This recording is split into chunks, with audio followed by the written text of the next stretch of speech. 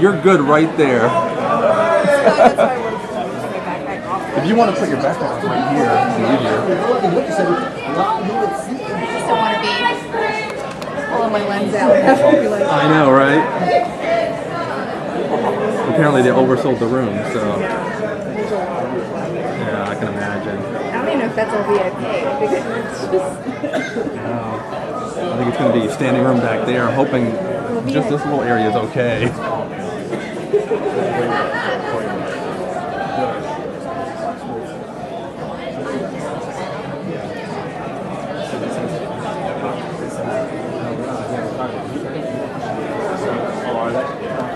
All right, how's everybody doing tonight, all right? My name's Travis, I'm with PHL 17, and we're in mini partners here at Wizard World. We're happy to have everybody out here. CM Punk's going to be here any minute, talking some wrestling, talking some comics, talking some pop culture, and yeah, so get ready for a good time. So just hang on to your seats, and we'll get rolling in a minute.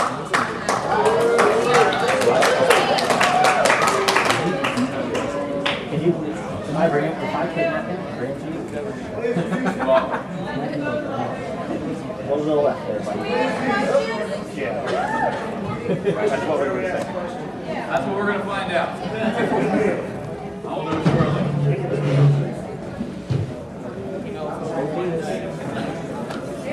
No, this was...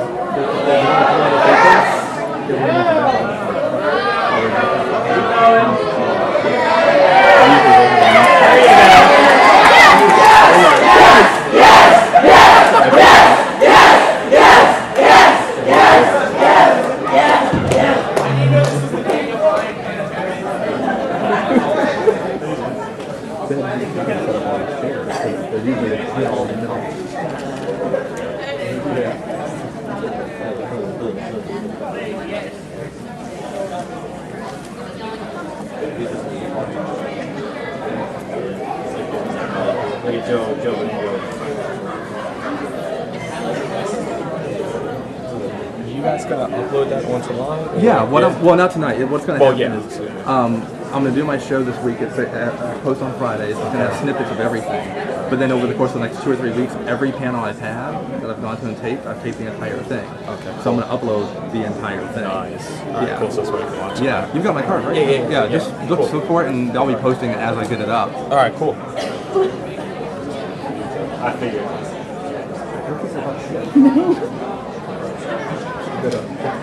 I'm gonna make like a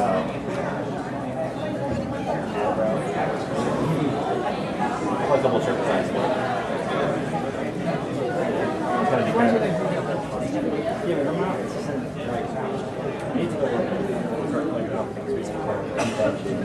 Oh my god, I would go. That'd be bad. Do they have those anymore? Like fake ones? I'll go to one of those if you want to go to one of those. Probably won't go to the rest of them. Or maybe you could. You might be able to do it. It's kind of filler sports. Some of them are cool. Yeah.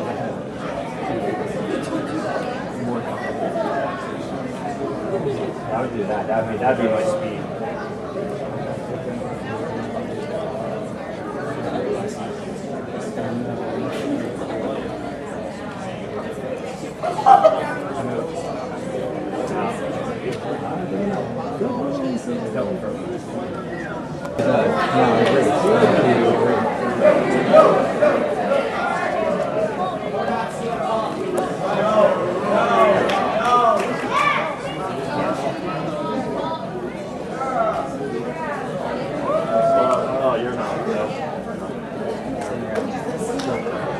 That ain't no problem.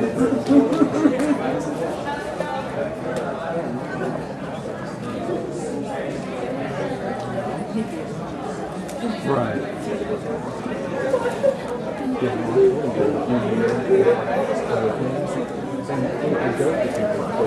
But seriously, just saying that they know we're a husband and wife team, but we're a team, and we're working on this thing together.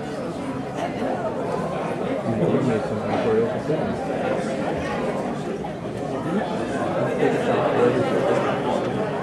Oh, now it's getting serious. Now we're getting serious.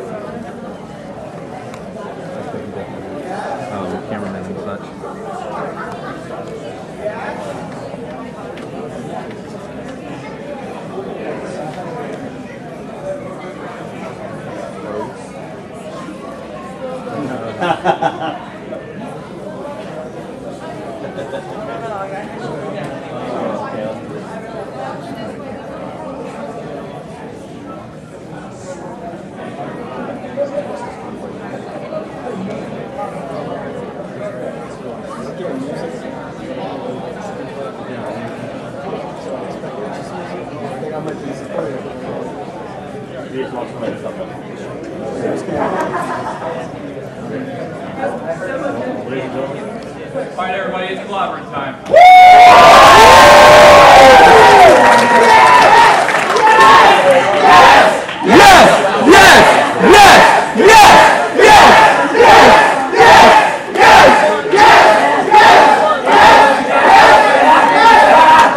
PHL 17, but you sure as heck didn't come here to listen to me talk. So what I want to do is introduce to you your WWE champion and the best professional wrestler in the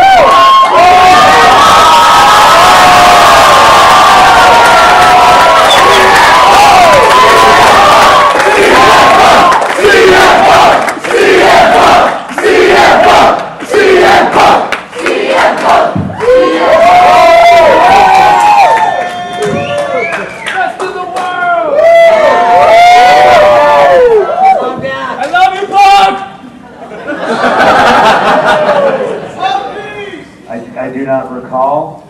I'm sorry, I feel like Ollie North sitting up here, and that really dates me as to how old I am. There it is, that's my weird, obscure reference for the day. Woo! Hi, how's everybody doing? Awesome. So first up, welcome to the Wizard World here, champ, and how's it feel to be back to the It feels pretty awesome, actually. This blows my mind. I've seen all of these multiple times today.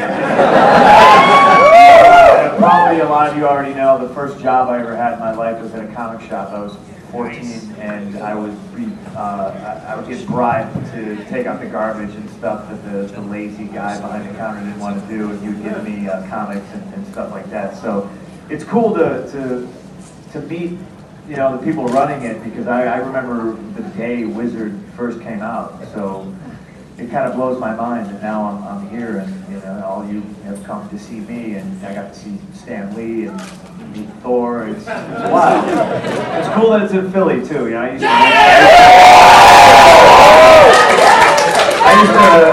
used to live here, and the place is sort of like my third home. I have a lot of homes, so it's cool to be back. Welcome home. Thank you. So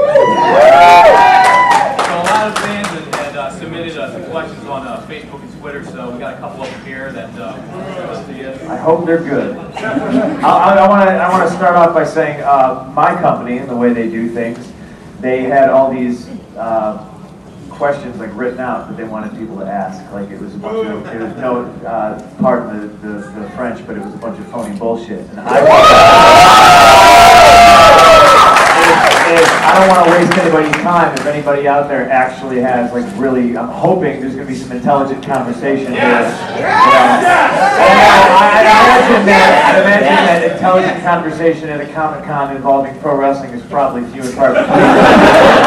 We're going to give it our best shot. So if we have, are these legit? Are these legitimate? these are actually legit. Okay. These aren't just BS. All right, I'm just making sure. Never mind me. I'm just going to take pictures of all of you because you all took pictures of me today. We'll start this shindig.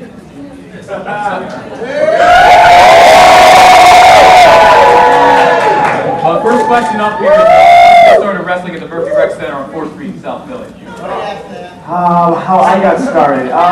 Basically, I got a phone call. I used to work at Underwriters Laboratory north of Chicago. It was a real job. Like I had benefits and all kinds of fun stuff. But I did not. The job was strictly to support. I would show up late. I would leave early. I wouldn't show up on Fridays. Sometimes I wouldn't show up on Wednesdays because I'd be wrestling for Ian Rotten down in Charleston, or Indiana. And you know, Ring of Honor was like the place to be. And I remember when they first started, they had Eddie on their show, and Cabana and I and Dave Prazak actually got booked by Blue Meanie at the ECW Arena. I was what I always called a gunslinger. I worked for whoever, for whatever, wherever.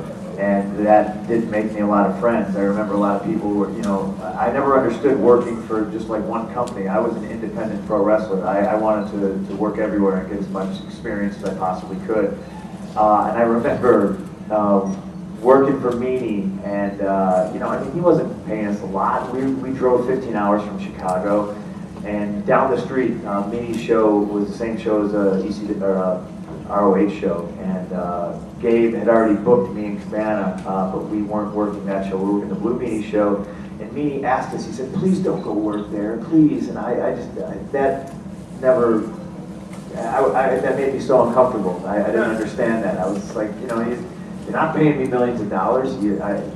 There's no exclusivity here. Like, I'm gonna walk down the street right now, and Cabana was like, oh, come on, we can't, let's not piss off Meanie, let's not do this. I was like, no, it'll be cool. We already booked the Ring of Honor, but we weren't booked on that show. So we worked Meanie's show, and then I grabbed Cabana by the scruff, and we literally walked down the street, and I walked in, and hey, how you doing? Nice to meet you. And Gabe was like, wow, what are you guys doing here? And I was like, oh, we're done working already, so I thought I'd come check the place out. Can I go cut a promo? And if anybody's ever seen that, I walked out, and I think I said, hey, I heard there's wrestling back in Philadelphia, and I had Cabana with me, and the rest, as they say, is history.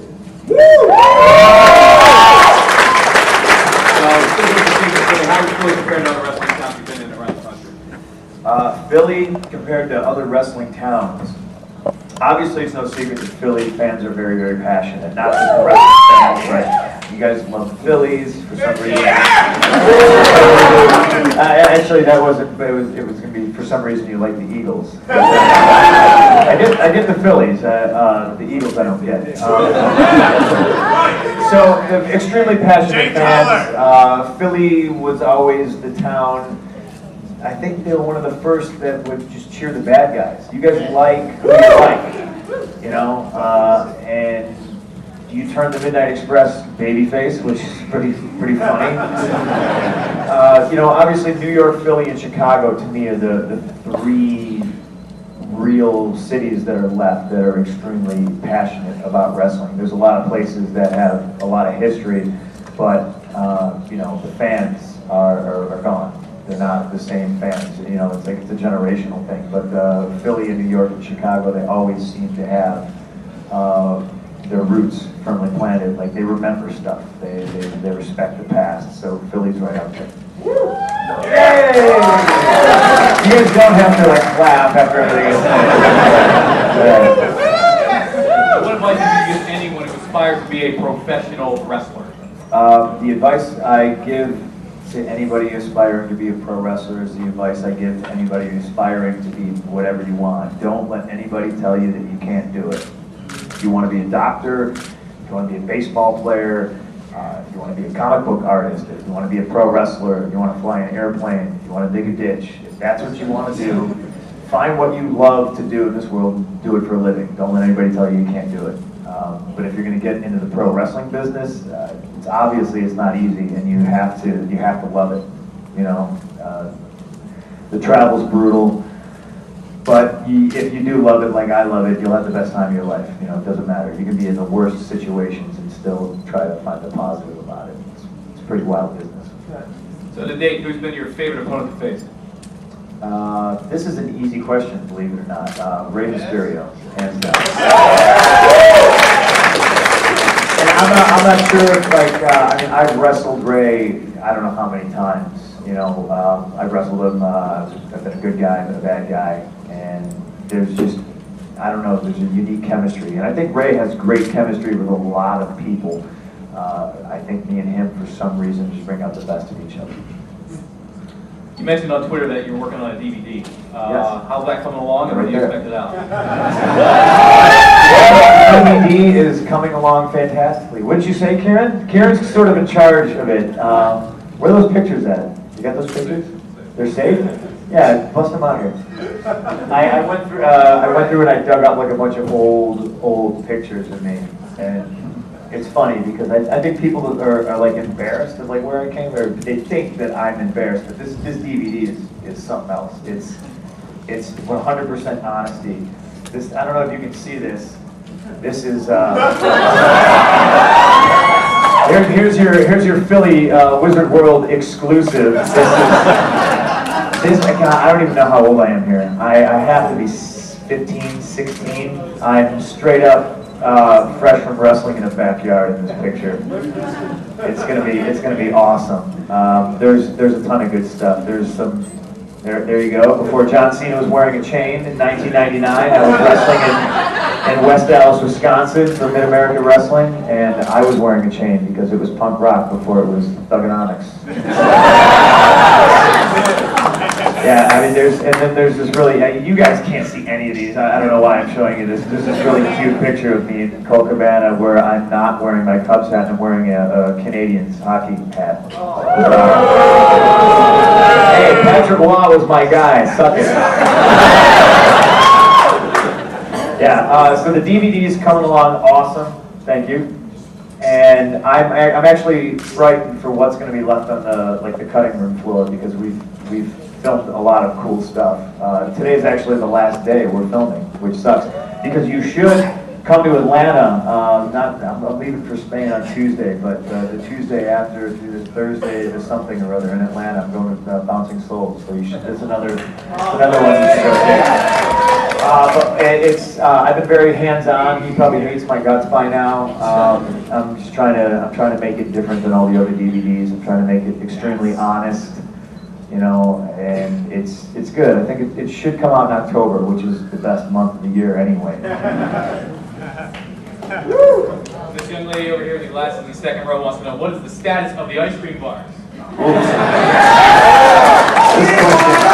This question pisses me off because I've literally done everything I possibly can except for make the damn things myself. And the only problem with that is I'm never home, so I wouldn't be able to make them. I'm contemplating writing a letter to Ben & Jerry's and pleading my case and trying to get it done that way because I've exhausted all my resources. I don't know if it's an office thing, if it's met with a rolling of the eyes, and like they're leaving money on the table. They're leaving money on the table with this, and where I come from, you leave money on the table, somebody comes by and they grab it, you know, and I'll be damned if someone's, you know, stealing my ice cream bar. I'm still working on it. It's a pain in the ass. Sorry. I'm sorry, everybody. I love ice cream a lot, and it's a labor of love at this point. So if you could pick anything else other than wrestling to do, what would you want to do? I don't know. Yeah, I don't know. This is all I've ever done. It's kind of weird, you know. I never aspired to do anything else. I never went to college, which is probably really awful to say. You should go to school. I never wanted to do anything else. This is it. So I don't know. I guess I would be an adventurer. Be like Indiana Jones. Well, we're here at Wizard World, so the next question a lot of people have is, if you're a comic book character, what power or ability would you want?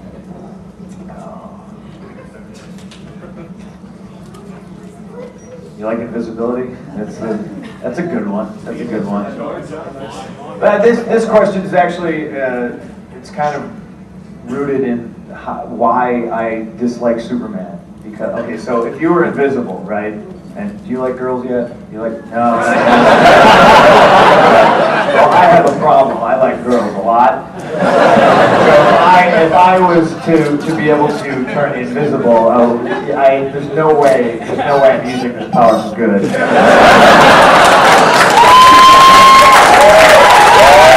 That's my problem with Superman. I mean, he's indestructible. He can fly. He can disintegrate people with laser beams from his eyeballs. And everybody has bad days. You know, there's all kinds of stories out there about me being a big jerk. And, you know, certain people catch me at the wrong time. Like, you know, at 5 in the morning and you're sticking a camera in my face when I'm trying to pee is probably not, you know. And if I was Superman and that was happening, I would melt you. And I'd just be like, oh, it's just a bad day. What are you going to do about it? I don't know. Being able to fly would be pretty cool. What's that? Make the travel easier, right? I hate flying, so maybe that's actually bad power. I tend to think I'm indestructible anyway, so maybe that's my superpower. I don't know. Yeah. It's a hard question, you know. They're all man. Think about it. You'd be invulnerable. You could fly. One that I wouldn't want. I would not want to be able to read people's minds, because that would suck. Nobody's ever actually thought about that. How awful that would be. Because I know I have really sociopathic thoughts, so I don't want anybody reading my mind. So growing up, who was your favorite superhero? My favorite superhero? It's kind of a hard one to say. I've always been a Batman guy. But I think that it has a lot to do with like my personality and the fact that, and this is also another big argument in the comic book community of I think Gotham City is Chicago. It's always been Chicago. Gotham City is not New Jersey. Oh, you swear? You swear it's New Jersey? Really? You swear? Yeah? No, it's not. It's not. But my problem is I've never really been super huge into the Batman comic book. That's because I'm kind of a snob about who's writing and who's, you know. Right now, the Scott Snyder stuff is amazing, so I'm pretty happy with it. Got a couple tattoo questions here. What was the first tattoo you ever got? The first tattoo I ever got was the cover of the Operation Ivy album. It's on my left tab. Yeah. So God, I think I was 16 years old. I was a little badass. I was like, I got a tattoo.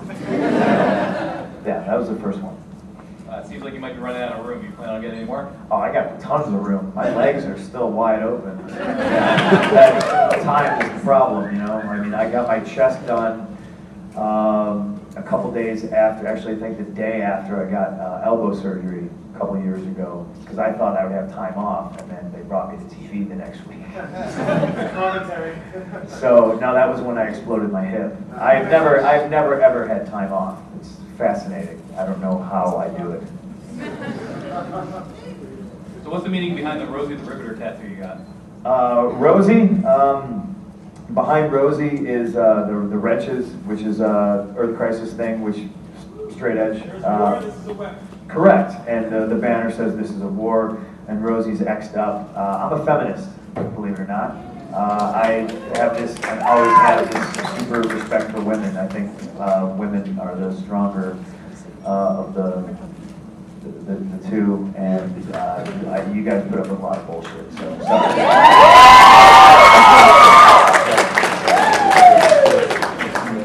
All right, well that's going to be it for these questions. Now it's time for your questions. Yeah. So we got a small room, but if you speak up loud, we'll try to get to as many as humanly possible. So the first one up, we're going to go right here. We already know who your favorite opponent was.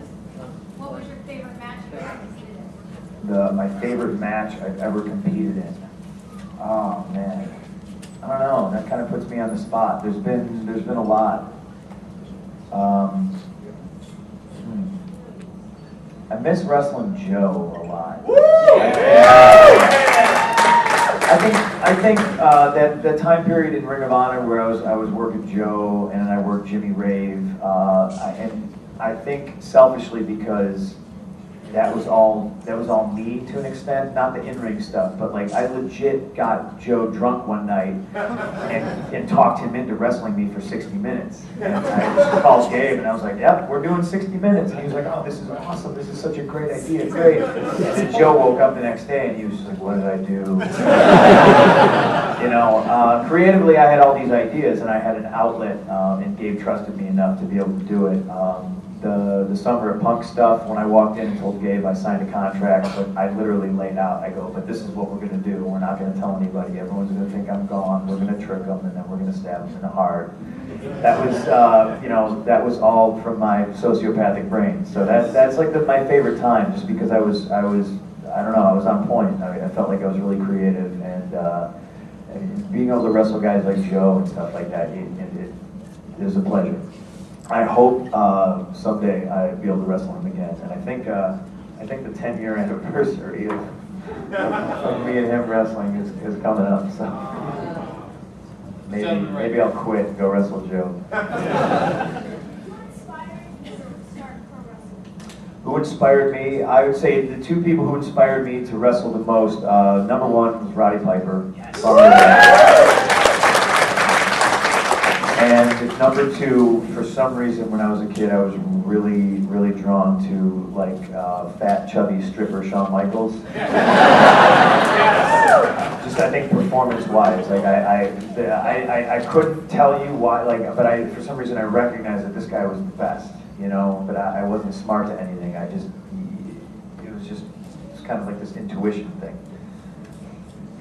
Third row. You prefer to be a bad guy or a good guy? I think you know the answer to this question.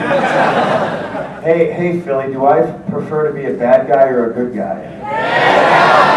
Yes, my life over the past year has been a living hell.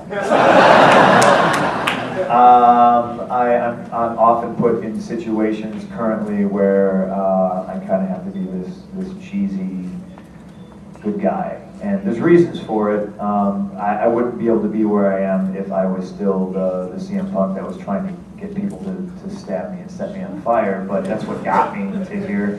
So it's kind of a double-edged sword, you know. There's reasons for everything I do. But yeah, being a bad guy, I think I'm just so much better at it. I don't know, it's just something I was born with. We need more pipe bombs. See, but what does that mean? You need more pipe bombs. See, if I go out there every week and I do what I did when I cut that promo in Vegas, it really loses its steam. Just stir the pot. But every week I stir the pot, and trust me, it gets old. I don't want to work with Johnny.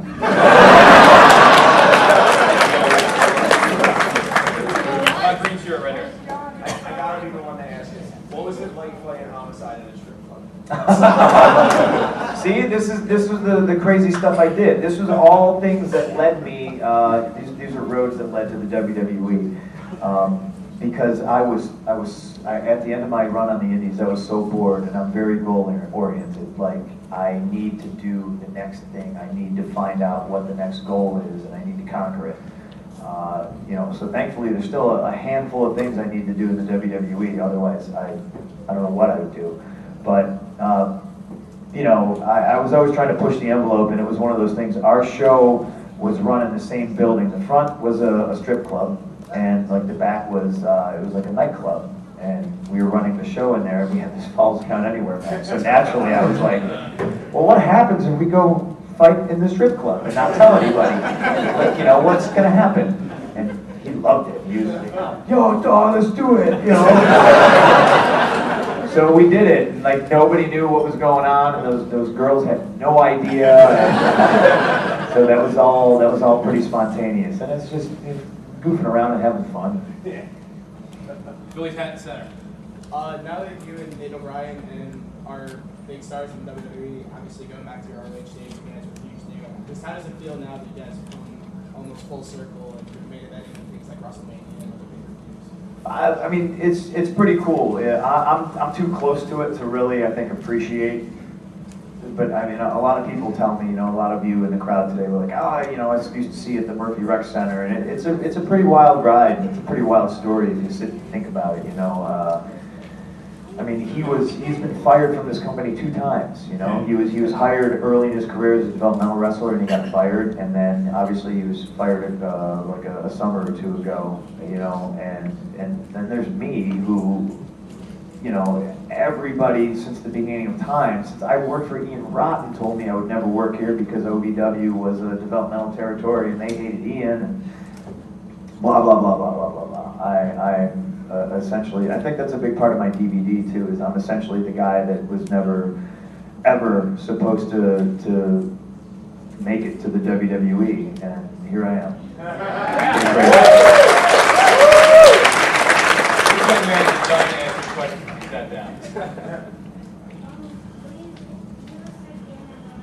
He asked me if I respect Daniel Bryan. Of course I respect Daniel Bryan.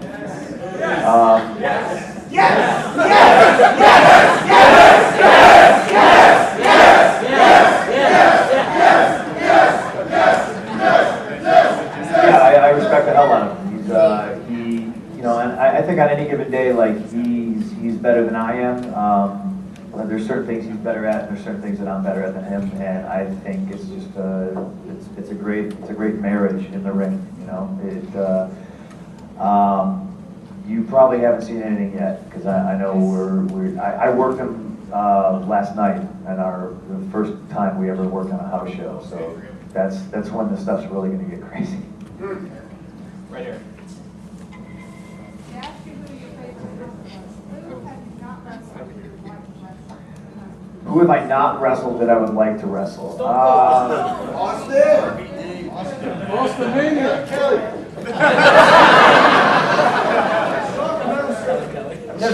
There's some people say Kelly Kelly. I've actually wrestled her, but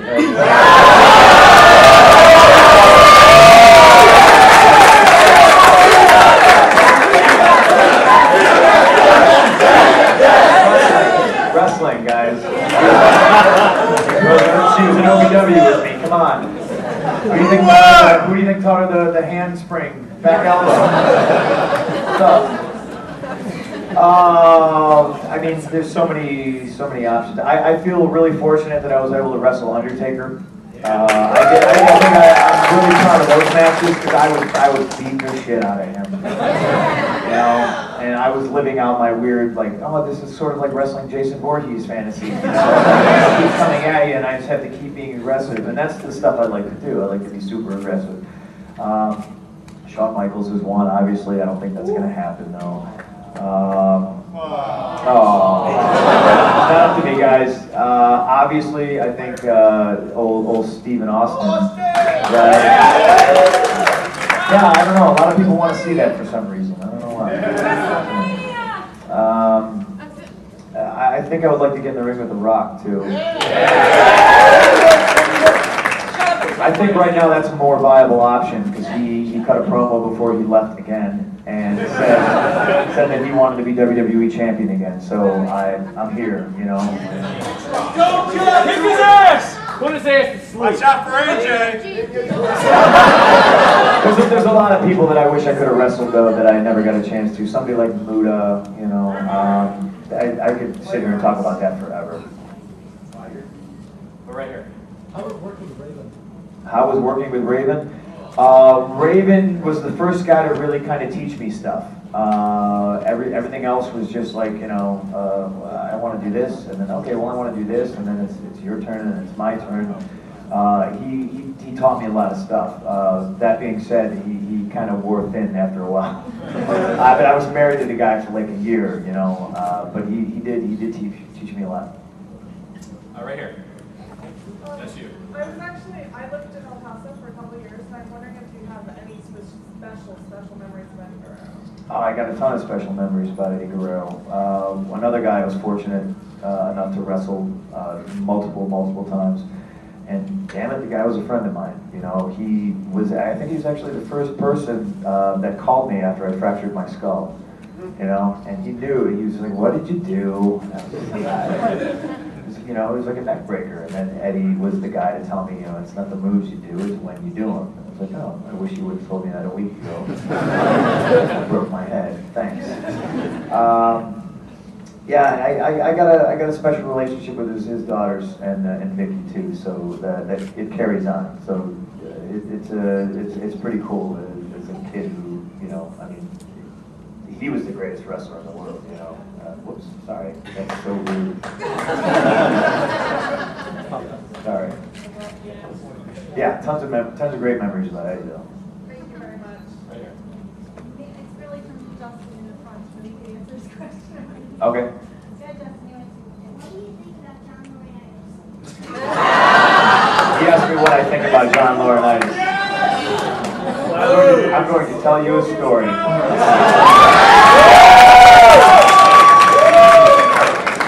I don't know if I talked about this in my DVD, but I remember when I was bored with the Indies and I'd done everything and I'd been everywhere I could possibly go. And I think the main goal of any wrestler should be to find out if you can be a draw, if you can draw money, if you can fill a room with people to sit here and listen to you talk. Right. So I wanted to get a job, and Tommy Dreamer was sort of in charge of doing it. Tommy called me up and he was like, "Hey, Thomas, listen, you're in a station. We thought we'd like to book you, blah blah blah." And I asked him if it was one of those, am I just going to be an extra? Am I going to be eating catering and filling a spot, or do you actually want to look at me? And he said, the company actually wants to take a look at you. You know, I said, wow, okay. Well then, do me a favor and call me the next time you're in town, because I'm not ready yet. And that's when I really kicked my ass and got in the best shape of my life. I changed my gear. I changed my look up, and I went and I was doing darks like crazy. I worked, I think the 2 TV things I did, something with Nova and Maven in a tag, and then I worked Val Venus. I did a dark against Scotty Too Hottie. I worked a dark against Matt Capitelli where I won because he forgot to kick out of the neck breaker. And I thought, I'm totally getting hired now. In a really weird match, I worked Amazing Red in a dark in Hershey, Pennsylvania. It was so bizarre. But they had me work this litany, and I knew. I was so cocky. I was like, I'm getting hired. This is great, awesome. And then one day, Johnny was like, "Oh, kid, take a walk with me, come on." And we're walking down the hallway, and I think it actually was in Hershey. And he was like, "You know, what do you do for a finish?" And I explained. I was like, "Well, I do the anaconda vice, blah blah blah." "No, it's no good. You need something high impact, and it's not so much the finish, it's what you do before the finish." And this is exactly what he says. We're walking down the hallway. I have to stand up for this one. He says that. He says, Austin did the fingers and then the stunner. You know, Rock would do the eyebrow and he'd drop the elbow. Jeff Hardy would do this. And he'd do the senton. Hulk Hogan did this, and then he'd drop the leg. I would do peace sign, ace crusher, and I just stopped. I was just like, wait a second, he just threw himself in with like I was blown away. I was just thinking of my head's spinning. I've stopped listening to him. He's still talking, so all I see is in my head. I'm thinking, oh, wait a second. Austin, Hogan, Rock, he just threw himself up there. Does he not know that I've seen him wrestle? Does he not know that I know who he is? Like dynamic dude, like music videos going through my head. He talks for like another 10 minutes and then he goes, "Okay, so you get it?" And I was just like, yeah. I just listened to a word he just said. All right. Johnny's actually an okay guy, believe it or not. I think he's perfect for the role he has on TV because he's the bumbling middleman. He's Lumbergh from Office Space, and he's good at like sucking at it. You know, like oh man. It's watching him on the microphone is so funny. It's great. 1 second. All right, you recently teased on Twitter that you're going to be doing something big with Paulie, but it wouldn't give us much to go with. Being the birthplace of ECW, can you give us something to kind of grab onto with that? Yeah, what's the next question? I'm serious. I'll run here. What is your favorite downtime I don't have downtime. This is it. This is it. Yeah. Realistically, no. I was home Thursday, and then before that, 2 weeks ago, I was home for 22 hours. So I try to jam. It's not healthy. You think I need to go home and hibernate. I know I really do. A lot of you were like, "Oh, you look really tired today." Thanks. I try to jam as much as I possibly can because I'm never home, you know. And if there's a Cubs game, we'll go to the Cubs game. Yeah. But I'm always on. I'm at the Cubs game, and you know, people are asking for autographs and pictures and stuff like that. You know, like downtime doesn't exist. It just doesn't. There's 2 guys. I mean, the talent pool's never been thinner. And how many guys are suspended right now? 2 guys. There's 2 guys right now, and you know, yeah, they're wearing us out, but we can handle it. It's me and Cena.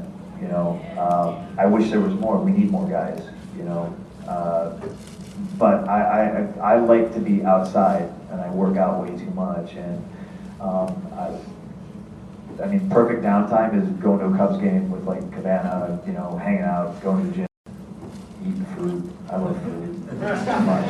It's that whole skinny fat guy thing. I like to have fun. So.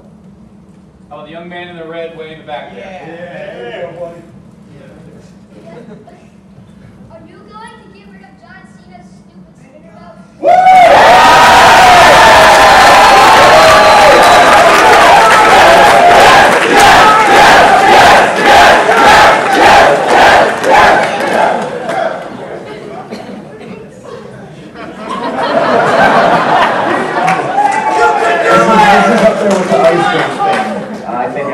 Company is sick and tired. I email people that you people don't know exist, and I bother them constantly about this damn thing. It's up there with the ice cream question.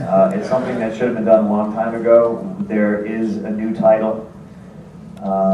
I've seen it, and I'll probably get in trouble for saying it. I don't know if it's any better looking than that one.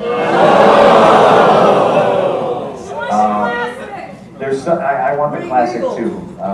There's. I gotta look at it again, but I mean, well, you know what? It's better than this thing. It's better than this. It's better than this. They literally just made it, and it's about 20 pounds heavier than that one. And even if you ever held that one, like this thing's like 30 pounds. It's ridiculous. So we're making another one, and I keep preaching that I must be the guy. If I'm not the guy that produces a new title, then I'm a liar, and I don't want to be a liar. It's out there. It's coming soon. Probably a lot sooner than the ice cream bars. Young man, see a puncture right there. Do I like AJ?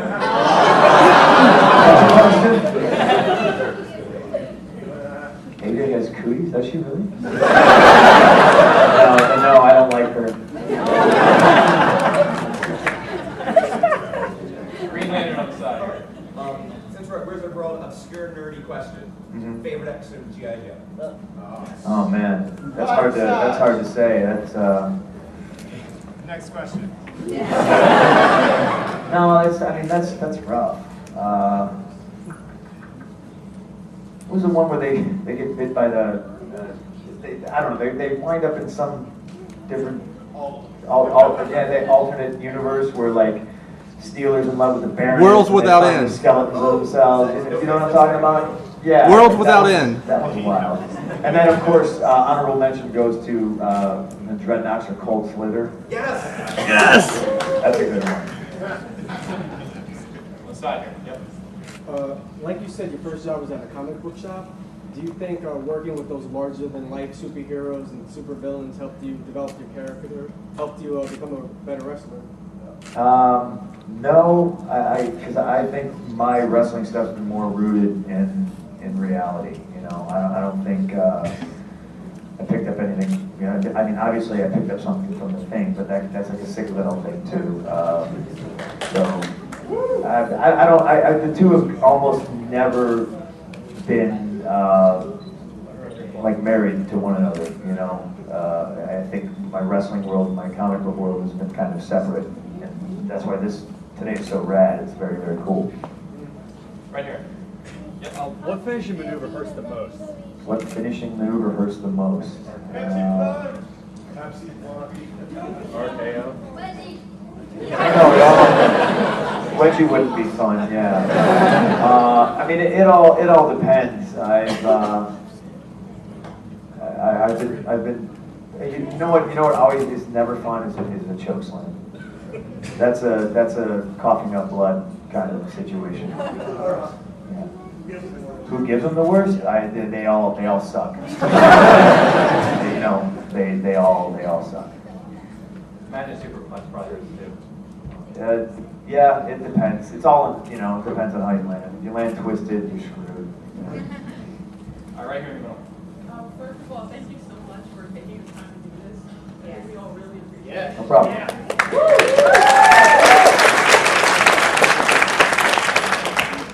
was also wondering, I know Dan, like, they have a lot of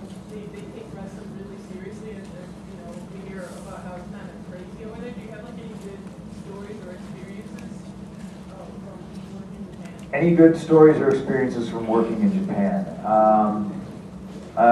Do you guys know what the Yakuza is?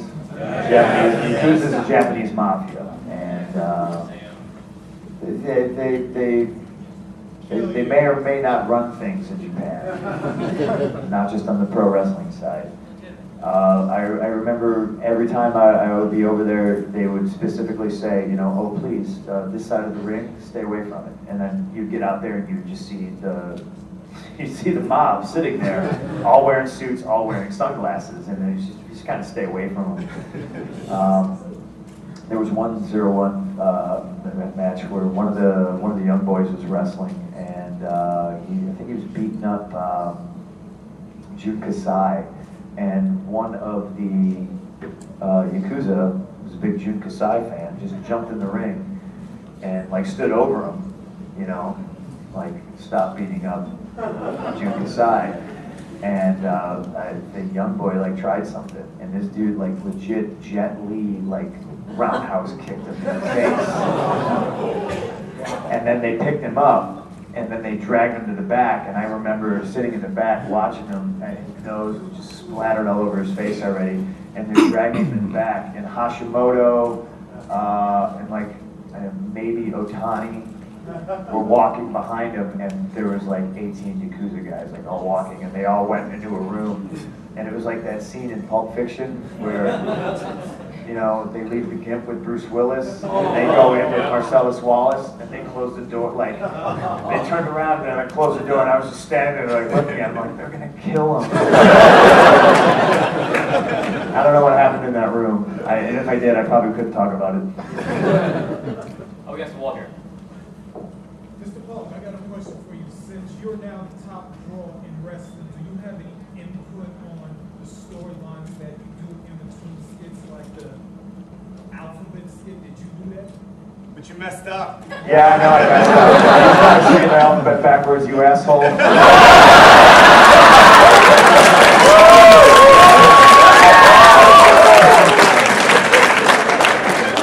Yes, it wasn't my idea to do a field sobriety test, and like at first thought I was like, this is stupid, right? And then they're, you know, like they had their ideas for it, and I was like, well wait, don't they make you say the alphabet backwards? And they're like, yeah, but nobody can do that. And I said, but what if somebody can? And it's sort of like the strip club thing. It's just like, well, there's this strip club here. Let's go see what happens. And yes, thank you very much. I screwed up the alphabet. Yeah, but that was you know, that was the genesis of that. You know, and everyone was like, you can't do it, can you? And then I just did it, like just thinking about it. And then I had to go write it down, and I practiced and stuff. And I nailed it every single time. And then, of course, out there. Young lady back here. Will you mention my name on Brawl this Monday?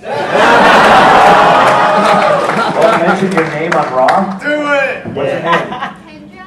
Kendra? I'll try. Can I get a pen? I'll write this down.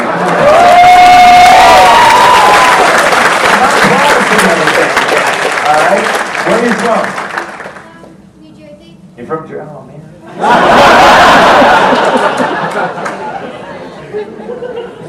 Just like saying pipe bomb. All right. I'm not promising anything. I have no idea what I'm doing yet. They don't know what I'm doing yet. They like to write the TV shows at 7 p.m. Mondays.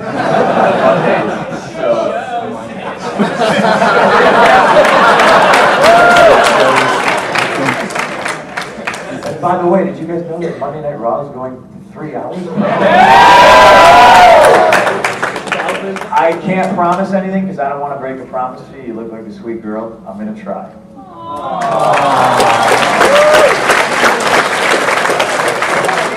And don't anybody else ask if I can say that.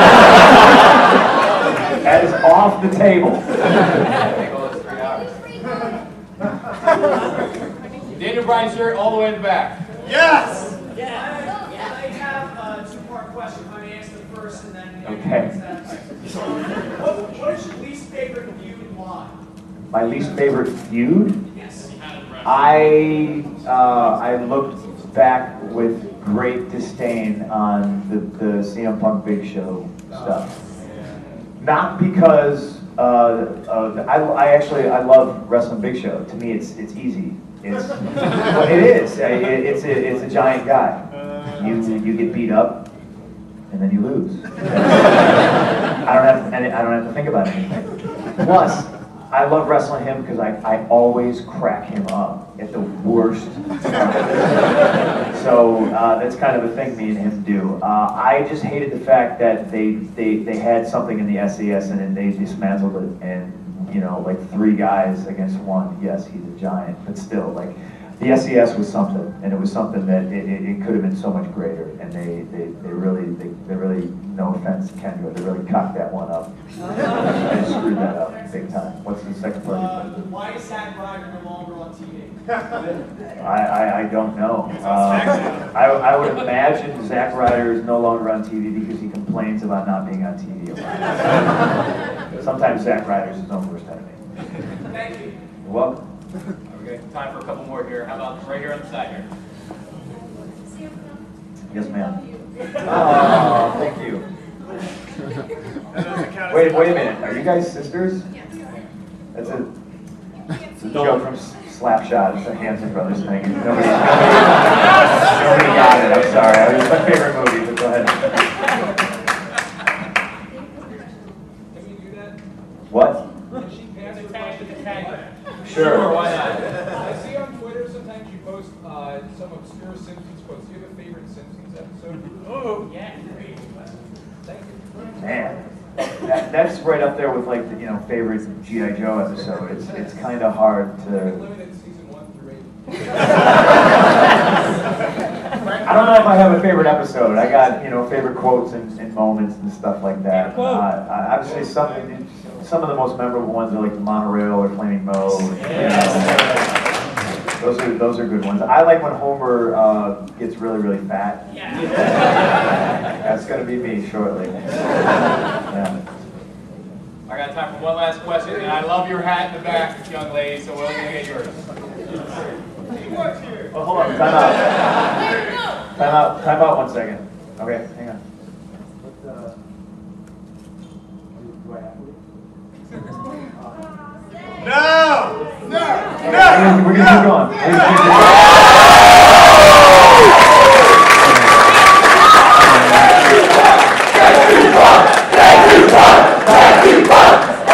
We'll do that later.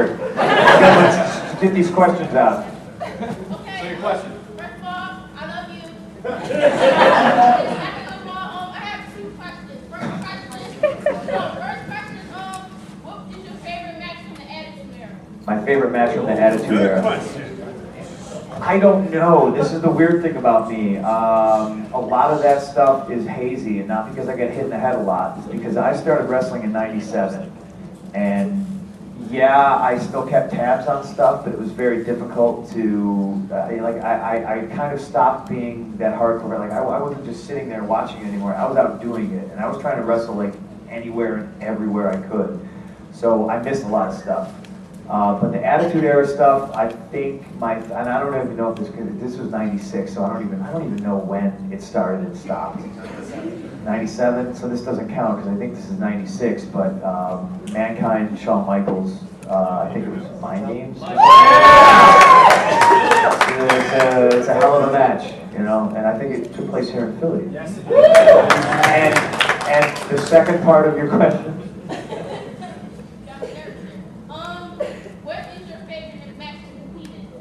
My favorite match to compete in? I'm old school. It's either just a straight up one fall or like I like doing 2 out of 3. I've been doing a lot of 2 out of 3s lately.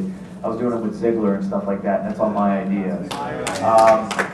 We have, I don't know if any of you have been to our house shows. I refuse to call them live events. But we have like it's kind of like a mini Raw stage, you know, so it looks more like TV. And there's big screen TVs, and I don't know why. It's right up there with the title and the ice cream. I saw that thing, and I turned to somebody like Michael Hayes, and I was like, "Can we put a clock on that thing?" And he's like, "Well, I don't see why not." 6 months later, we still cannot figure out how to put a clock on the big screen. I want to do Iron Man matches. And that was the idea. Like and he was like, well, who would you do them with? And I was just like, I'll do them with Alberto, I'll do them with Swagger, I'll do them with Ziggler. I don't care who it is. Like, let me do Iron Man matches. But we you know, can't figure out how to put a clock on the giant big screen, which is very telling. Thank you for laughing. Is there anyone in SCW that you really want to compete against? Is there anybody in FCW that I really want to compete against soon? This is to me. This is no offense to FCW, but I think OVW has and it will always be the top developmental. It was just. I mean, I was there, so I'm biased, but it was legit. Like, and I don't use this word a lot, but it was magical. I mean, there was so many talented people down there. So many talented people didn't even make it to television. In FCW right now, they've never had a deeper, more amazing talent pool. I mean, and you're seeing them. A lot of them are coming up to TV already. Cesaro, who's Claudio, who's a stud. Chris Hero's down there now, yes. Tyler Black is on the road now, actually. He wrestled last night in Alexandria. Ambrose, obviously. Yeah, I have a soft spot for Dean Ambrose. And it really makes me feel old because a lot of these guys like sort of say that they look up to me, which is really weird. There's so many guys down there right now. I'll always call him Aaron the Idol Stevens. What's his name on SmackDown now? Damian Sandow. Yeah, he's awesome too. Like, there's SmackDown right now. You know, there's a lot of fresh talent. I would love. Me and Idol would be able to put on a show. I would love to wrestle him, Damian Sandow. I think Ambrose is a really special guy, and so I'm doing my best to make sure that we don't screw that up. All right. In the middle here. First of all, again, thank you for coming. I do have 2 questions. One is, what do you think, let me start over. What would you say is probably the most surprising, or the comic that people might be most surprised to find out that you like? And I'll tell you the second question after. And please don't be offended. Yes, I am texting, but I am an excellent multitasker. Like if I could drive a car right now, I would. A comic that you would be shocked that I liked? I don't know. I like good comics, so I don't know if you'd be shocked. Like what would shock you? Not like Archie.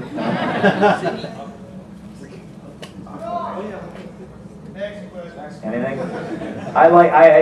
When I started reading comics, I think it was very much because of the characters, and then it turned into art, and then I finally kind of came to my senses, and I read stuff based on who's writing it. Because even if I don't like Superman, if somebody like Warren Ellis is writing it, I know it's going to be good. You know, so I go by the writers. And the second part of the question is, could you tell us, because you were on Ghost Hunters Live, and in the following year, you had Elijah Express on Ghost Hunters Live. Yep. Tell us about... I try to jam as much as I possibly can, because I'm never home, you know, and if there's a Cubs game, we'll go to the Cubs game.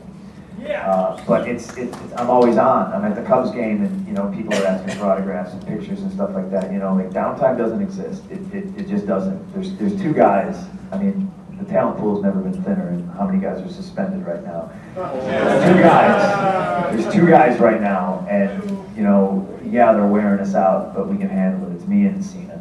You know, I wish there was more. We need more guys. You know. But I like to be outside, and I work out way too much. And I mean, perfect downtime is going to a Cubs game with like Cabana, you know, hanging out, going to the gym, eating food. I love food so much. It's that whole skinny fat guy thing. I like to have fun. So. How about the young man in the red way in the back there? Yeah. Are you going to get rid of John Cena's stupid spinner belt?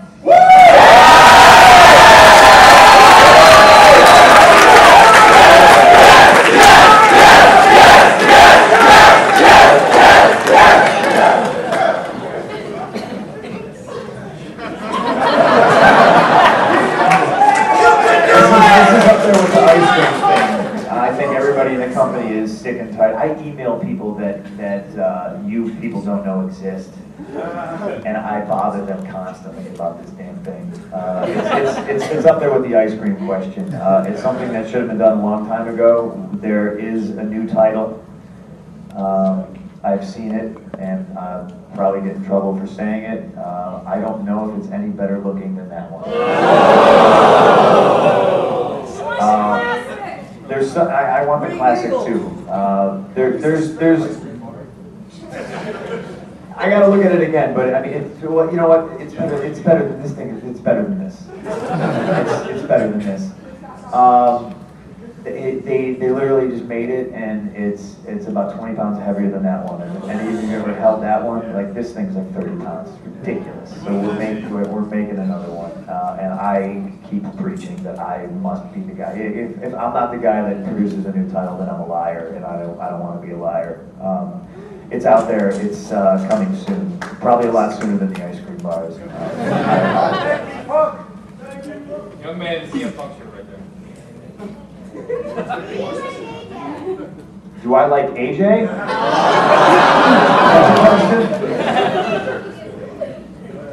AJ has cooties? Does she really? No, I don't like her. Green Lantern on the side. Since we're at Wizard World, obscure nerdy question. Favorite episode of G.I. Joe? Oh man, that's hard to say. That's Next question. no, that's rough. What was the one where they get bit by I don't know, they wind up in some different alternate universe where like Steeler's in love with the Baron. Worlds Without End. The skeletons of themselves. You know what I'm talking about? Yeah. Worlds Without End. That one's wild. And then of course, honorable mention goes to the Dreadnoks or Cold Slither. Yes. Yes. That's a good one. On the side here. Yep. Like you said, your first job was at a comic book shop.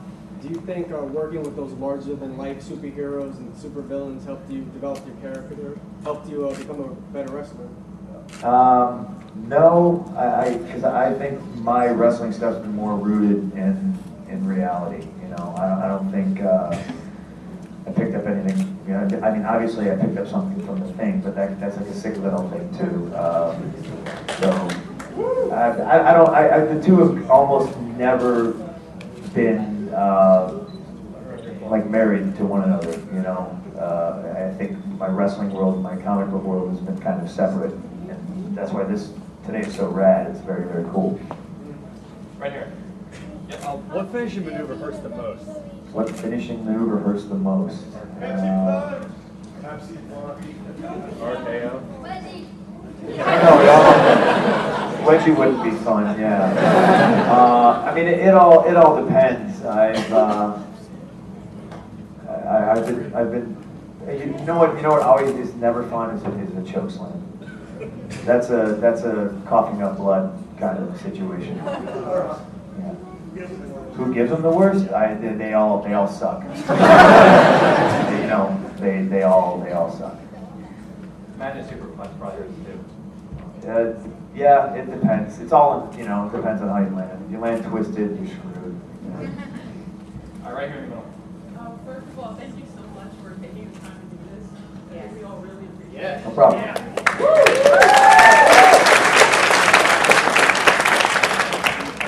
was also wondering, I know Japan, like they have a lot of, they take wrestling really seriously, and we hear about how it's kind of crazy over there. Do you have like any good stories or experiences from working in Japan? Any good stories or experiences from working in Japan? Do you guys know what the Yakuza is? Yakuza is a Japanese mafia, and they may or may not run things in Japan, not just on the pro wrestling side. I remember every time I would be over there, they would specifically say, oh please, this side of the ring, stay away from it. And then you'd get out there and you'd just see the mob sitting there, all wearing suits, all wearing sunglasses, and then you just kind of stay away from them. there was one 0-1 match where one of the young boys was wrestling, and I think he was beating up Jun Kasai, and one of the Yakuza, was a big Jun Kasai fan, just jumped in the ring and like stood over him, you know, like stop beating up Jun Kasai. And the young boy like tried something, and this dude like legit Jet Li like roundhouse kicked him in the face.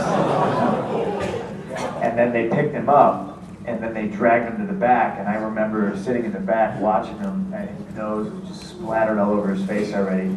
And they're dragging him in the back, and Hashimoto and like maybe Otani were walking behind him, and there was like 18 Yakuza guys like all walking, and they all went into a room, and it was like that scene in Pulp Fiction where, you know, they leave the Gimp with Bruce Willis, and they go in with Marcellus Wallace, and they close the door, like, they turned around and I closed the door, and I was just standing there like looking at them like, they're gonna kill him.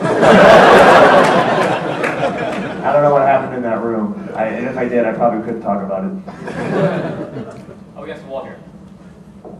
Mr. Paul, I got a question for you. Since you're now the top draw in wrestling, do you have any input on the storylines that you do in between skits, like the alphabet skit? Did you do that?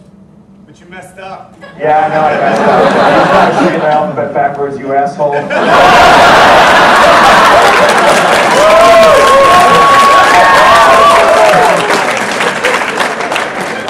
Yes, it wasn't my idea to do a field sobriety test, and like at first thought I was like, right? And then they're, you know, like they had their ideas for it, and I was like, well, wait, don't they make you say the alphabet backwards? And they're like, yeah, but nobody can do that. And I said, but what if somebody can? And it's sort of like the strip club thing. It's just like, well, there's this strip club here. Let's go see what happens. And yes, thank you very much. I screwed up the alphabet. Yeah, but that was you know, that was the genesis of that. You know, and everyone was like, you can't do it, can you? And then I just did it, like just thinking about it. And then I had to go write it down, and I practiced and stuff. And I nailed it every single time. And then, of course, out there. Young lady back here. Will you mention my name on Raw this Monday? Well, mention your name on Raw? Do it! What's your name? Kendra. Kendra? I'll try. Can I get a pen? I'll write this down.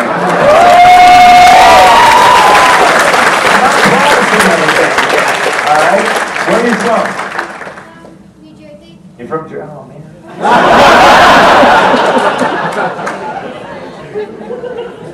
Just like St. Piper. All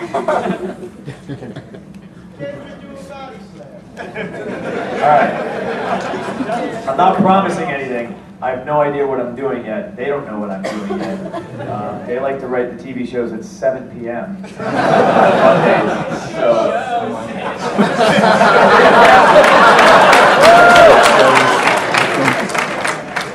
And by the way, did you guys know that Monday Night Raw is going 3 hours? I can't promise anything because I don't want to break a promise to you. You look like a sweet girl. I'm going to try.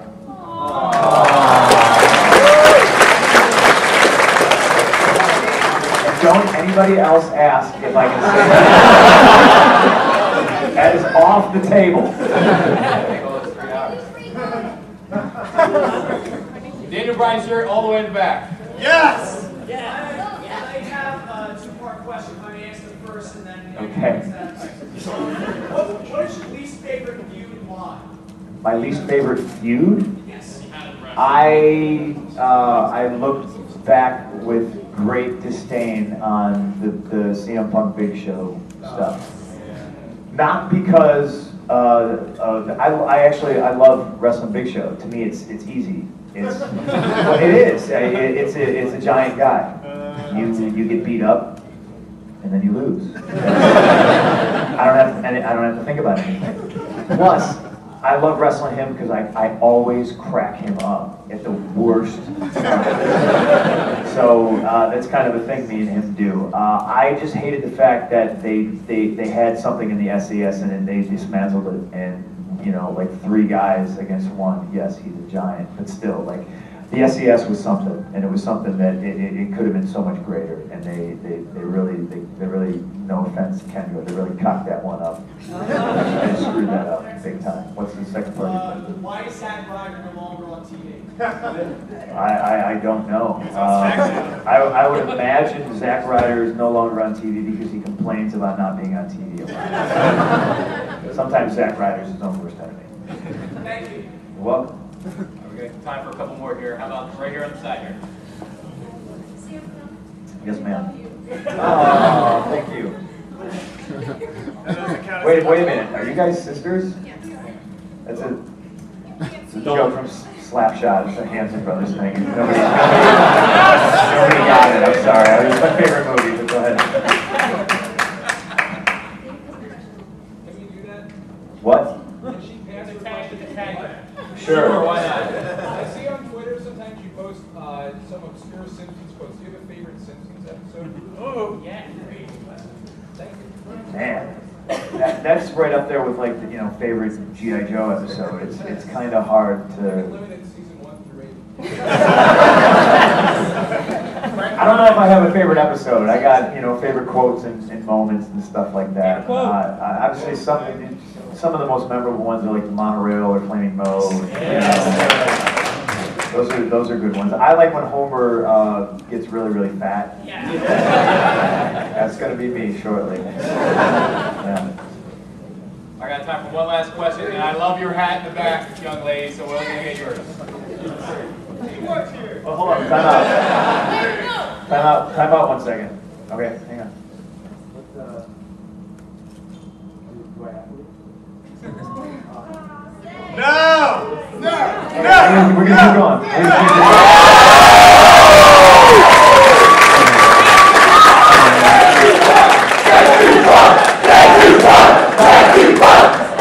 We'll do that later. Let's get these questions out. Okay. So your question. First of all, I love you. Second of all, I have 2 questions. First question, what is your favorite match from the Attitude Era? My favorite match from the Attitude Era.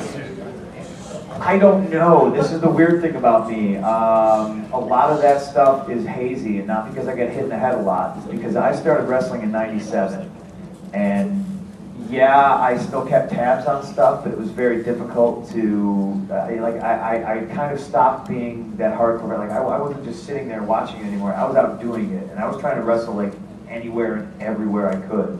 So I missed a lot of stuff. But the Attitude Era stuff, I think and I don't even know if this was '96, so I don't even know when it started and stopped. '97, so this doesn't count because I think this is '96. But Mankind, Shawn Michaels, I think it was Mind Games. It's a hell of a match, and I think it took place here in Philly. Yes, it And the second part of your question. What is your favorite match to compete in? My favorite match to compete in? I'm old school. It's either just a straight up one fall or I like doing 2 out of 3. I've been doing a lot of 2 out of 3s lately. I was doing it with Ziggler and stuff like that, and that's all my idea. We have, I don't know if any of you have been to our house shows. I refuse to call them live events. But we have it's kind of like a mini Raw stage, so it looks more like TV. And there's big screen TVs, and I don't know why. It's right up there with the title and the ice cream. I saw that thing, and I turned to somebody like Michael Hayes, and I was like, "Can we put a clock on that thing?" And he's like, "Well, I don't see why not." 6 months later, we still cannot figure out how to put a clock on the big screen. I want to do Iron Man matches. And that was the idea. And he was like, well, who would you do them with? And I was just like, I'll do them with Alberto, I'll do them with Swagger, I'll do them with Ziggler. I don't care who it is. Let me do Iron Man matches. But we can't figure out how to put a clock on the giant big screen, which is very telling. Thanks for laughing. Is there anyone in FCW that you really want to compete against? Is there anybody in FCW that I really want to compete against soon? This is no offense to FCW, but I think OVW has and will always be the top developmental. It was just, I mean, I was there, so I'm biased, but it was legit. Like, and I don't use this word a lot, but it was magical. I mean, there was so many talented people down there. So many talented people didn't even make it to television. In FCW right now, they've never had a deeper, more amazing talent pool. I mean, and you're seeing them. A lot of them are coming up to TV already. Cesaro, who's Claudio, who's a stud. Chris Hero's down there now, yes. Tyler Black is on the road now, actually. He wrestled last night in Alexandria. Ambrose, obviously. Yeah, I have a soft spot for Dean Ambrose. And it really makes me feel old because a lot of these guys like sort of say that they look up to me, which is really weird. There's so many guys down there right now. I'll always call him Aaron the Idol Stevens. What's his name on SmackDown now? Damian Sandow. Yeah, he's awesome too. Like there's SmackDown right now. You know, there's a lot of fresh talent. I would love. Me and Idol would be able to put on a show. I would love to wrestle him, Damian Sandow. I think Ambrose is a really special guy, and so I'm doing my best to make sure that we don't screw that up. All right, in the middle here. First of all, again, thank you for coming. I do have 2 questions. One is, what do you think? Let me start over. What would you say is probably the most surprising, or the comic that people might be most surprised to find out that you like? And I'll tell you the second question after. And please don't be offended. Yes, I am texting, but I am an excellent multitasker. So, like if I could drive a car right now, I would. A comic that you would be shocked that I liked? I don't know. I like good comics, so I don't know if you'd be shocked. Like what would shock you? Archie. No, I don't like Archie.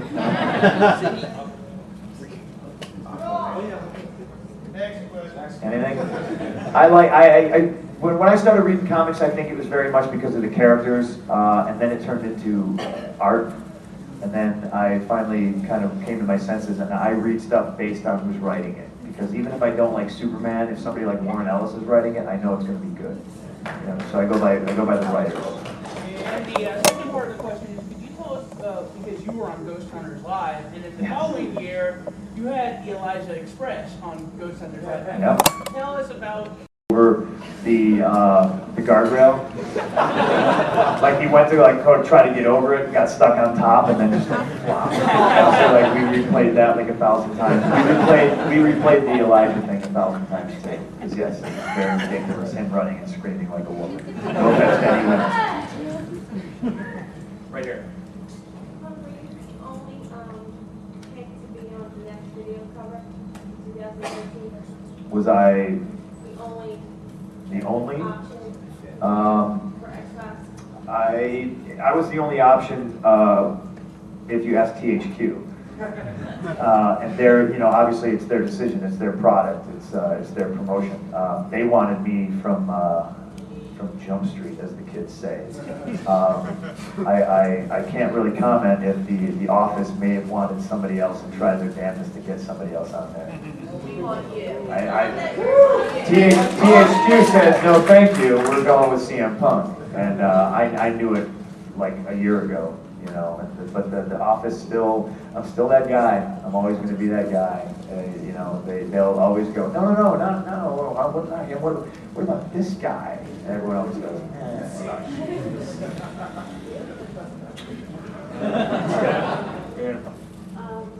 First of all, I love you. You're adorable. A lot of people love me.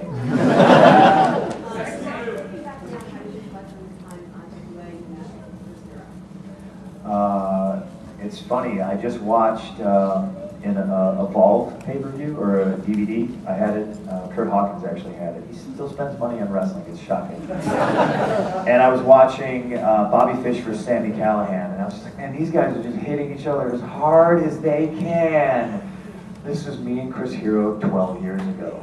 I have extreme fond memories of wrestling Chris Hero. You know, it's cool the friendships you forge and like the bonds and stuff like that. And yeah, you hurt the ones you love. I can get away with punching somebody I like in the face because it's funny. But if I'm wrestling somebody that I don't know, I don't want them to think that that's the way I am. But yeah, wrestling hero. I think that was one of the first, I like to say, magical moments of my career when we went out to do that ladder match. And Ian was like, "How long you guys got?" And we're like, "We got like 20 minutes. We're fine. Don't worry about it." Because we weren't the main event. There was some we're gonna crash through light tubes match after us. And yeah, that was wrestling hero was always awesome because I think me and him both were constantly evolving and changing. And it was always interesting to see. You could always revisit that match and do it like 1,000 times. It was always different. It's pretty weird. I know. It's silly. About Luigi in the back. Luigi! Look at Luigi's here. First off, congratulations on having the sickest WWE cover name since Attitude. Thank you. Secondly, I followed your careers from ROH to OVW to WWE. And from AFI to Minor Threat to Living Color to Jay-Z, you have a great taste of music. My question is, if you could have your way, what band or artist would be wiped from existence? See, this is why I don't have superpowers. Yeah, I think it's Nickelback.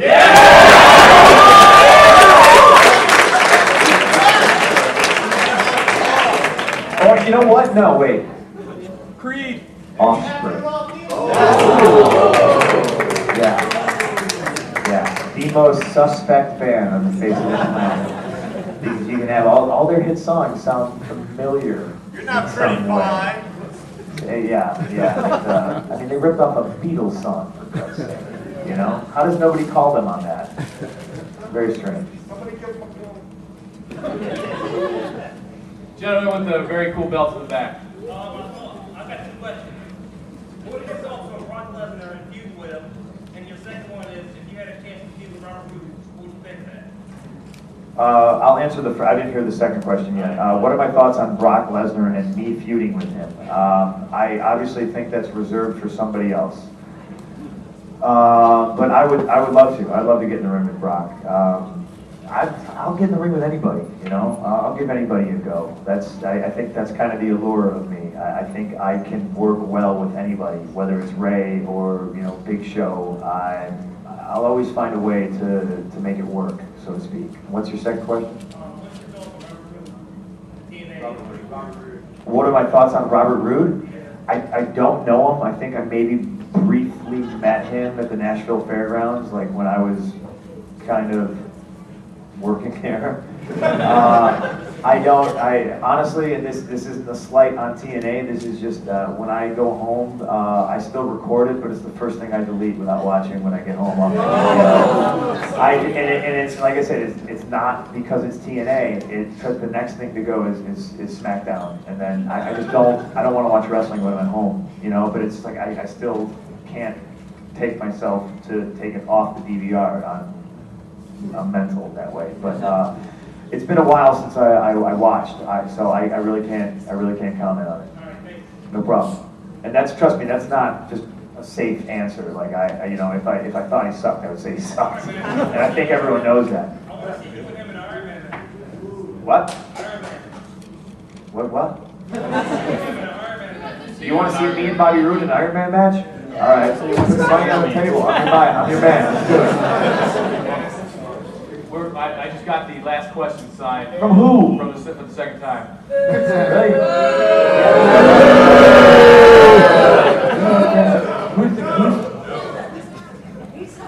Are the cops shutting us down? Okay, I'm dead serious. I'm like, what time does this thing shut down? Like, do I have something to do? Let's go have a beer. All right, let's do a couple more. Sorry, guys. Well, Make it really good. I see your doppelganger sitting out there, and I want to know what this guy's question is. Sir, stand up. Stand up.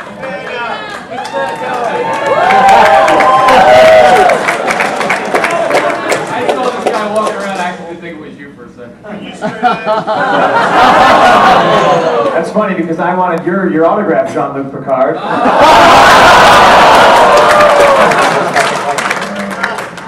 What's the question? I just wanted to ask about the Divas division. This will be good. Like a lot of my friends. I didn't do it. It's kind of like Whatever.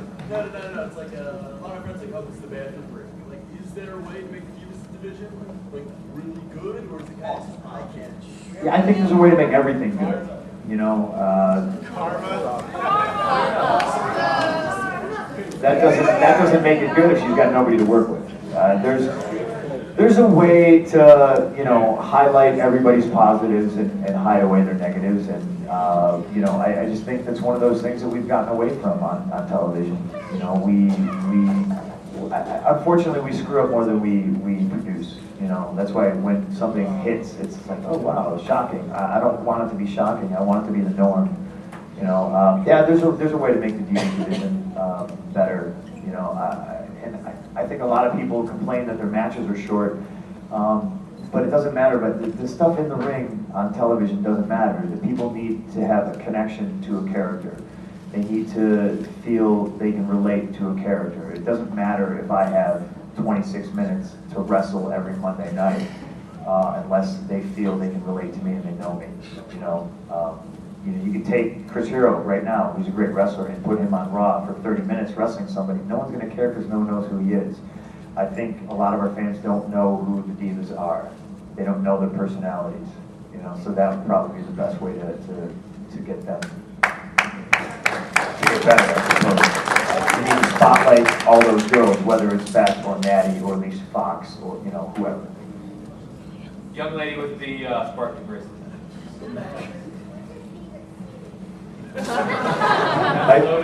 My favorite cereal?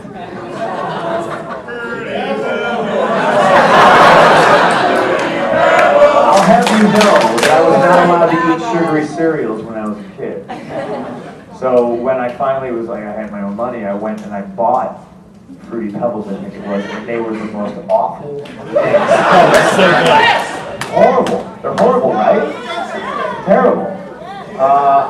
I haven't eaten cereal in quite some time. I was a really big fan of Honey Sunshine from Kashi though. Maybe you should try it. Ma'am over here. Yep. Did you ever find a tattoo parlor when you were in Moscow? No, I didn't, unfortunately. Moscow's built like a lot of old cities where it's rings, and that's to stop the Mongol hordes from attacking. So like we were in the center, and then everything is just built in rings, like going outside. Like we weren't close to anything. I went to the Red Square and kind of did touristy stuff because hey, when's the next time we're going to be in Moscow? But I didn't get a chance. No, it sucks. No problem. Sir.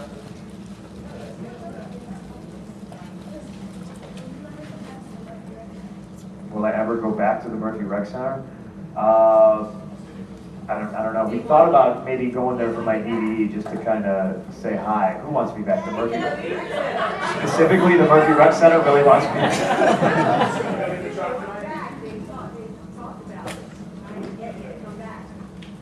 Crazy. No, I'll expand on that. I don't know if when I'm done here I would ever work anywhere else. I don't know. You know, it's one of those things that if an opportunity somewhere presented itself to like maybe wrestle Joe or do something with Cabana, yeah, but I wouldn't be one of these guys that leaves here and immediately like starts grinding and, you know, going wrestling everywhere. I swear there's a break in my future somewhere. I just don't know where it is, but it's coming. I think it's a lot sooner than you all think.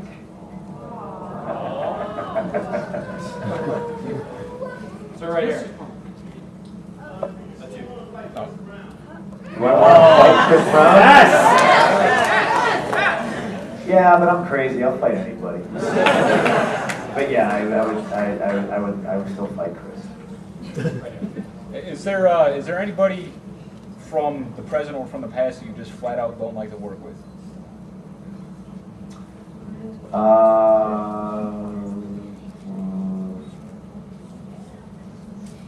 don't know. I don't What's that? Lord Tensai. Lord Tensai? No, I would love to work with him. Yeah, that's the one. I knew somebody was going to say that. Yeah, that's my go-to on this question. I think a lot of people are politically correct and they're afraid of saying anything. But yeah, Elijah. I think Elijah had a lot of potential, but he's one of those guys that he doesn't get it. He doesn't get it. He wanted to be something that he wasn't. Like when he was a heel, he wanted to be a baby face. He wanted to do all these, and it was pulling teeth wrestling with him. And he's a diva too. He would constantly pull the I got a concussion in that match, and that's why I screwed up all my stuff. And if somebody was like, hey, I screwed that stuff up, I suck, I can at least man up and just admit it. I never really got along with him, and yeah, I hated wrestling him. Sorry, Elijah. I'm sure it's going to make some sort of a dirt sheet headline, but it is what it is. I'm not a liar. Right here.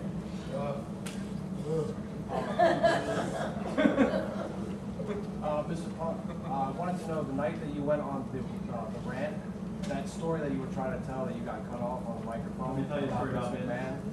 Would you be able to finish that story for us? There was no story. That was me. I thought I was going to get the mic cut. This is what happened with that. I was leaving, and for some reason, I showed up at TV, and they're like, well, you get your wish. You get to air your grievances. And I was like, wow, cool, really? Yeah, so just, write down what you want, and we'll show it to Vince. And I was like, he's not going to let me say anything. It doesn't make any sense. So what I did is, unbeknownst, because I didn't want to get anybody fired, unbeknownst to I wrote a phony one, which got approved. And then I went out there and I said whatever I wanted, because there's no way in hell Vince would have let me say anything about Paul Heyman. He never would have let me say anything about Brock Lesnar. He never would have had me mention Johnny. There's certain things, and if you know. And the funny part about that promo is the reason I said hi to Cole Cabana is I completely lost my train of thought. It was one of those surreal moments. I was sitting there and I was like, I can't believe I'm doing this right now. I can't believe they haven't shut my microphone off. What am I going to say now? Hey, Cole Cabana. And it took me long enough, and I finally got the wheels turning again. But no, that was kind of like the trigger. Like I was going to say something bad or revealing about Vince, and that's when it got cut. So that was, I literally thought I was going to get the plug pulled way before that, but they let it fly. If I could just say one more thing, I think officially that was the night that wrestling became freaking amazing again. I'm trying to get back to that. I think, and it's a lot of fault of my own. I think I've lost a little bit of that, But like I said, I think it's hard to do that every week. You can't do that every week. It becomes normal. It becomes boring. I'm not trying to be stagnant. I do admit I think I've become a little bit, maybe a lot stagnant. I don't know. I'm trying, guys. Sorry. Right here. Two-part question. First, what's your opinion? I know you've worked in a lot of indie companies throughout your entire life, but what do you think of some of the newer companies like Shikara, PWG? Well, I worked at PWG. I probably had one of the worst PWG matches of all time. Like, they were visibly upset with us, me and Steve Carino. It was awful, because Carino was at a point where he didn't care, so I was just like, well, okay, I can do that too. I can be apathetic. And yeah, we went out there, and it was really, really bad. And that's a tangent. I dig PWG. I don't get to watch stuff as much. Like I said, I just watched that Evolve show, and there's a couple guys that I thought had a lot of potential. But watching wrestling is something that I don't do as often as I used to, for sure. What was the second part? The second part was regarding your feud with Jeff Hardy in 2009. What do you think was your favorite part of that feud? The promos. I finally got to be me. That was the first time I was on TV for 3 years, and I was just like, I don't know what I was. I was just like some guy, doing this stuff with Jeff enabled me to be me, and I'm a bad guy. And the funny thing about that story is I remember when Vince called me into his office, and he said, I got a challenge for you, guy. And I went, great. And then long-winded story, conversation, and he tells me I'm going to cash in on Jeff, and we're going to slowly turn me to the dark side. And I'm just looking at him, and he goes, so? And I went, what's the challenge? He said, see if you can pull off being a heel.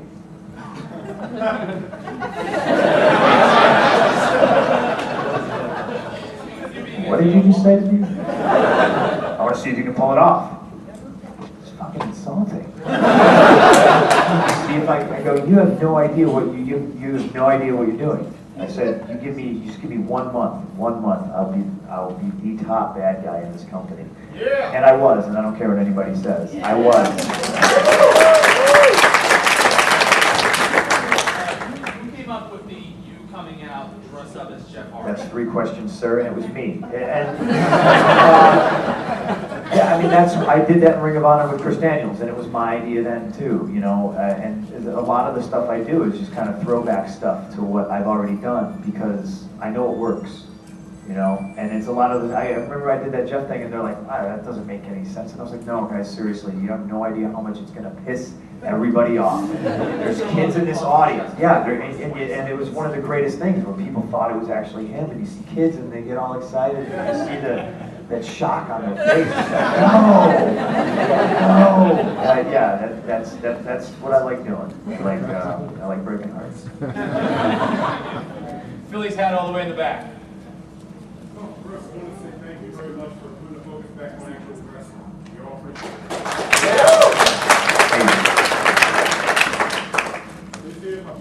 Bianca. Hi, Bianca. Today's your birthday. Oh, snap. What are we doing? We're singing? I can't, but I think everybody can. Can we get this done, everybody? This is a CM Punk-esque kind of thing to do. You ready? All right, 1, 2, 3. Happy birthday to you. Happy birthday to you. Happy birthday, dear Bianca. Happy birthday to you.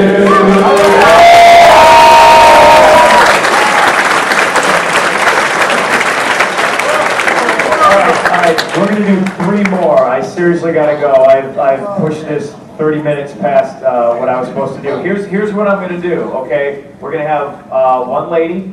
We need a question from 1 lady. I'll take 1 small child and then 1 gentleman. So, and you gotta make. Are they good questions? Are we sure? Yes. Okay. Yes. Okay. We'll do gentlemen in the Cubs jersey right there. Now hold please, because we're gonna do ladies first. Okay. CM Punk shirt. Yeah. And then right there. Yeah. Okay. So we'll go ladies first. All right. Well, I work for the WWE shop. Sweet. Yeah. I have a bone to pick with you. Your shirt sold out in pre-sale more than John Cena. No, I know all that. And I need to know interesting road stories. I want interesting road stories. I don't know if I can tell those. You don't mind though. I don't, but I doesn't mean I have to divulge all the sordid details of my life. Plead the fifth. I don't know. You gotta give me. I don't know. I get put when I get put on the spot. I don't know. I can't just pull one out, you know. So I don't know. That doesn't help. Awkward fan moment. Awkward fan moment. Well, Kofi and I, because Kofi's my road wife. We've been traveling together since he debuted. I don't know why. I literally want, like, the day he showed up to TV, I was like, you in the car, you're riding with me. And he was like, okay. Me and him, it never fails. And it's changed because I got a bus now, thankfully. But him and I think this has been detailed before, so hopefully this isn't boring for you. Him and I constantly get pulled over and always harassed because of how I look, and I'm with an African-American gentleman with dreadlocks. And you cannot tell that cop that there is no weed in the car. He thinks he has hit the mother load. You know, and there was one time it got really bad. We were in we were like in Missouri and we were driving, but we had rented a car in one of the neighboring states. Okay, so we have an out-of-state car driving through Missouri. I have a Chicago driver's license, Illinois state driver's license. Kofi has a Tampa, Florida state driver's license. He is black. He has dreadlocks, and I am covered in tattoos, and I look like I know how to make some pretty good meth. So, the cop, like, from the time we got pulled over, we were literally, it was about 3.5 hours, and we still had like another 3 to drive. The cops pulled us over. Cops asked me all kinds of questions. I know where this is headed. It's happened to me a dozen times. The cop says, "Coffee, you mind stepping out of the car?" And like a deer darts in front of the car, and you do like the human seatbelt thing. And I said, "Kofi, you do not have to get out of the car." Kofi's a little bit naive. I have a little bit more, city miles on myself, as I like to say. And Kofi's like, "That was a good deal." And I was like, Kofi gets out of the car. I watch in the rearview mirror as the man immediately starts cuffing Kofi. Kofi's looking at me like, "You shouldn't have got out of the car!" So now other squads are pulling up, and it's ridiculous. They like, I think 4 other squad cars, 2 state troopers, so now we have 6 cop cars on the side of the road. And now they're all trying to get me out of the car. Just come out of the car. I just want to talk to you out here. I can hear you fine. In here. They're, your buddy's out of the car. We're gonna take him in. If you don't, this is horrible. Like, I know where this is going. For the last time, you want to tell us? Is there anything in the car? I'm like, dude, there's nothing in the car. Well, can we search it? I would rather you didn't. We have places to be. Like, this is turning ridiculous. So of course I get out of the car, they start cuffing me. I've been in trouble a few times in my life, though Kofi hasn't. So as they're trying to maneuver me around the car, I'm like, no, I'm going to stand right in front of the camera, where the camera's at. I'm like, I know things, and these are all like, borderline like hick yokel cops. We're in Missouri, for Christ's sake. They put Kofi in one squad car. They finally get me in another squad car, and we watch as they dismantle our rental car to the point where they're putting rubber gloves on and they're going through jugs of protein, just spilling it out on the highway and everything. And I'm in a cop car by myself. I start to get nervous because there's now 2 canine cars, so there's 8 squad cars, right? For us 2 phony pro wrestlers. I know it's a strange world. And I'm getting nervous now because all it takes is one of these cops to just plant something ridiculous, And it sounds crazy, but trust me, it does happen. And I just pictured them, okay, we haven't found anything. How do we explain 8 squad cars, and not finding anything? We're going to get in trouble, and if I have to do all this paperwork, I'm going to have a bust. So I'm sitting there thinking, this is going to suck because I have to fight 8 cops. And 2 German Shepherds and possibly Kofi. So they come back around and they're like, "We're going to ask you one more time. Is there anything in the car?" And that's when I had it. I was like, "Let me out of the car. Let me out of the car." They let me out of the car. I walked back in front of the camera. And if you thought the promo I cut on Raw in July in Vegas was bad, I let these guys have it. And Kofi was just like, "Sir, let's just go." But it happens to us a lot. Like, that's just one story, and it's certainly not isolated. It happens frequently. I hope that this is good. Thank you. No problem. Let's do the boy next. What we got?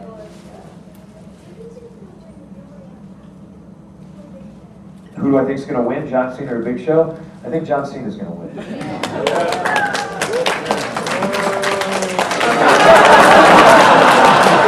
Who knows? I could be wrong. John Cena can't put the STF on Big Show. Can't be done. Sure he can. Who's the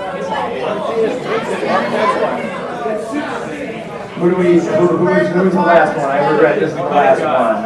I'm sorry. One of the big staples in professional wrestling in the 80s and 90s was manager. Was what? Was manager. Oh, yeah. I just wanted to know who some of your favorite managers were, and if you had to choose one to accompany you to the ring, who would it be? I think the greatest manager of all time is Bobby Heenan.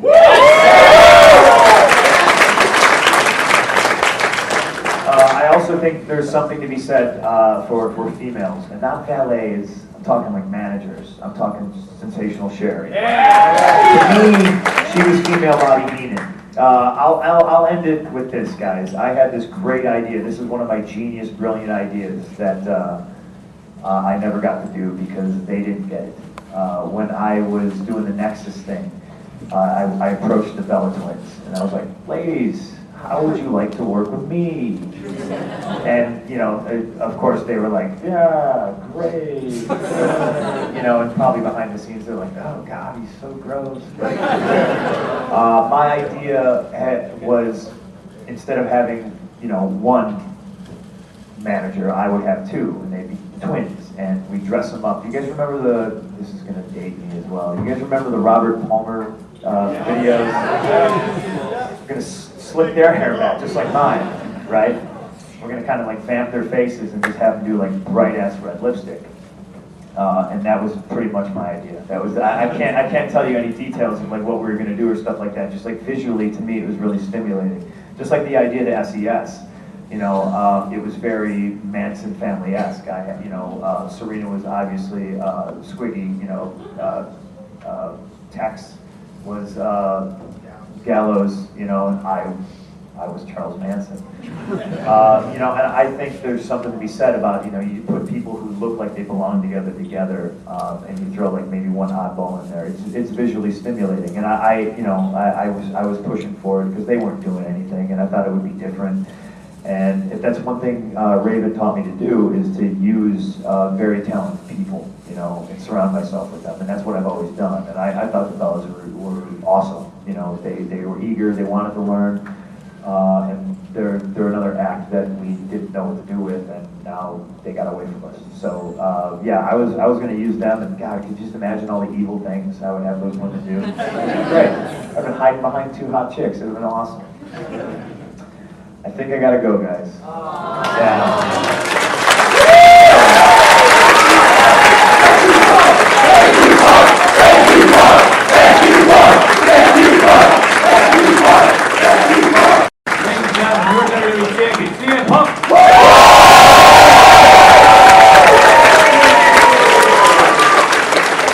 I had a lot of fun today. I'm not going to complain about my back hurting and standing up, and even though I sort of just did. See what I did there? You guys, I'm not going to say you renewed anything for me, you know, because I'm still very much in the trenches every day. But this has been a lot of fun. It's cool to. It's like human Twitter, you know. Because Twitter's good for that. I get to communicate with you guys, but it's better to see you up close. I hope you guys had fun, as much fun as I did. Hopefully I get to do this again. Hopefully I get to keep entertaining you guys. And if I've let anybody down over the past year, I apologize. I'm still working on a lot of stuff. The ice cream bars, the title, but more importantly, I'm working on the new talent. I'm working on guys like Ambrose and Seth Rollins and, you know, Ziggler. Yes. I'm trying. There's a lot of bullshit I deal with. I just know that everything I do, it's for the future of pro wrestling. It's for the fans. So thanks, guys.